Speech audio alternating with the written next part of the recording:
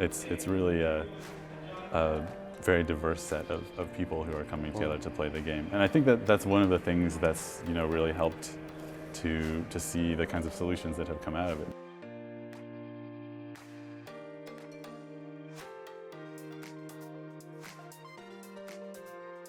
We wanted to make a game that didn't have any violence or explosions or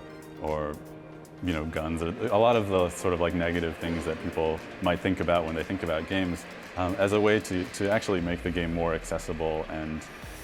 playable by kind of like more a diverse kind of group of people than what you might sort of traditionally associate with gaming. There are people from actually all over the world, not just the United States, but like the UK and Germany, Australia and New Zealand, Canada, and all kinds of places, and from very diverse kind of backgrounds, and